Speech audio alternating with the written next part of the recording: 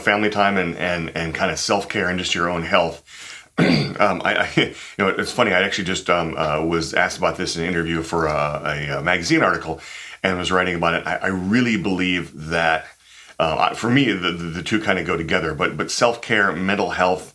We're in a world now, especially where this dichotomy, this split between work and home life that we've talked about, and then we start talking about balance. Well, now it's all mushed together. I mean, I'm in my home right now.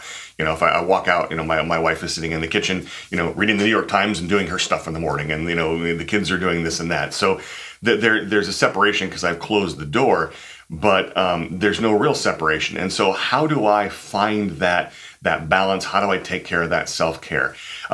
I treat my self-care and my the rest of my time the same way I treat the other work that I have. I put it in my calendar. So for right now, my calendar has Friday afternoons blocked out.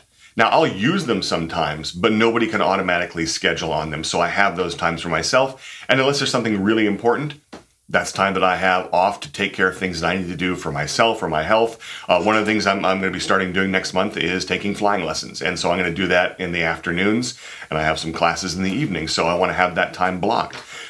Same for self-care. I have blocked out, the times that I need to work out, and I work out on my own. And I also work out via video conference with a trainer that I worked with before, who now is in a different state where I moved from. So I have those in my calendar. And you know what I do? I block around them if I need the time to shower up. I mean, literally, I'll look in the morning and say, okay, at 3 o'clock my time, I'm going to get on and I'm going to do my workout with my trainer.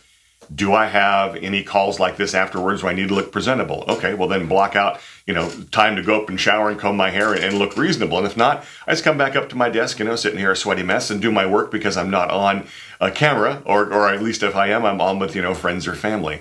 And so I treat my personal time, I treat my self-care time the same way I treat my work project time. I give it equal billing in my calendar, and that helps me remember that it's an important thing to do and not something to fall by the wayside. The last thing it does is also my calendar. My family can see my calendar, and they know when I'm working, don't come in, don't knock if they hear me talking. No one's going to come pounding the door right now and say, hey, Dad, what about that? Because they hear me talking and they know, okay, he's working, he's doing something, he's probably live or recording. So I have that balance, and they understand it as well. And they also know that I take breaks during the day. I emerge from my office here. When I'm done with this, if I've got 10 minutes, I'll probably go out, refresh my cup of coffee, chat for a minute, see what's going on, and get back to work. So I integrate it all together, but I do that with my calendar when I look at my day is one of the best ways for me to handle it.